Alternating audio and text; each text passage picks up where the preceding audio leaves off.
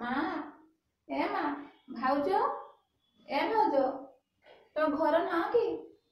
ভাউজ এ ভাউজ ঝিଅ କ কিরে মা তুই ଏବେ ଆଇଲୁ ଶ୍ୱଶୁର ସବୁ ଭଲ ନା କିରେ ମା ତୁ ଏତେ ଲୁଗା ନେଇ କାହିଁକି ଆସିଛୁ କାନ୍ଦୁଛୁ କାହିଁକି କଣ ହେଇଛି ମା କିଏ କିଛି କହିଛନ୍ତି କ କଣ ହେଇছিল ମା କ ବସ ବସ ବସ ଟିକେ ପାଣି ପିଇଦେ ବସ ମା ବସ କଣ ହେଇଛି ମୁଁ ବୁଝିବି କାନ୍ଦେ କାନ୍ଦେ ଟିକେ ବସ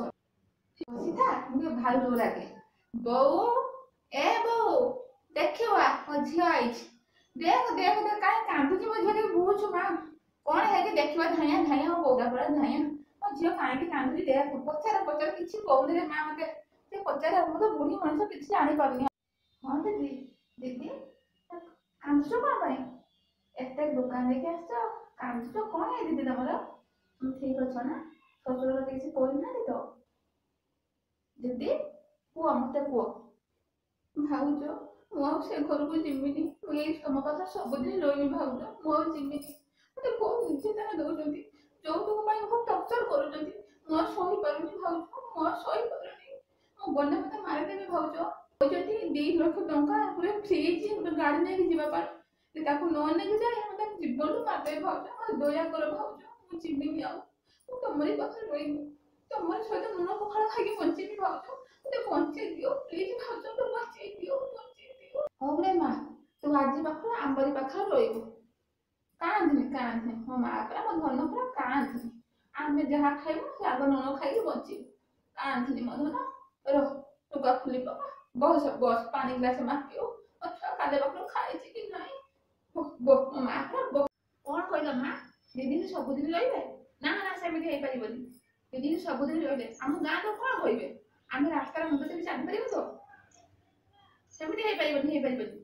ଆମର ମାନ ସମ୍ମାନ ରହିବ ତ ନାରୀ ହେଇଗଲେ ନାରୀର ମନ କଥା ବୁଝିପାରୁନ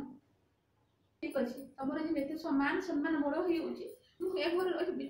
ମୁମେଣ୍ଟ ବି ରହିବିନି ମା ତୁ କାନ୍ଦନି ମୁଁ ଏବେ ଯାଉଛି ଏ ଘର ଛାଡି ଚାଲିଯିବି ଆସୁଛି ମା ଆସୁଛି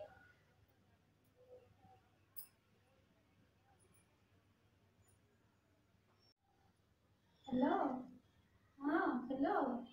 ଆପଣ କିଏ କହୁଛନ୍ତି ହଁ ସବିତା ଦିଦିଙ୍କ ଯା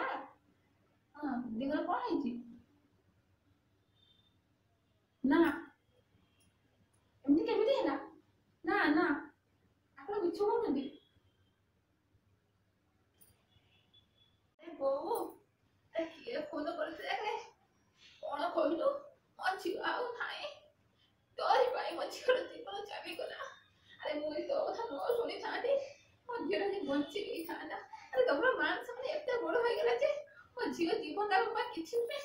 ଆରେ ତମରି ମାନଙ୍କ ମାନ ସମ୍ମାନ ପାଇଁ ମୋ ଝିଅର ଅମୂଲ୍ୟ ଜୀବନ ଚାଲିଗଲା ମୁଁ କଣ କରିବି ସବୁ ମୁଁ ଅନୁରୋଧ କରୁଛି ଆପଣମାନେ କାହାରି କଥା ଶୁଣନ୍ତୁନି ଆମ ମାନ ସମ୍ମାନ ପାଇଁ କେତେ ଏମିତି ଅମୂଲ୍ୟ ଜୀବନ ନଷ୍ଟ ହୋଇଯାଉଛି ପ୍ଲିଜ ଆପଣମାନଙ୍କୁ ସମସ୍ତଙ୍କୁ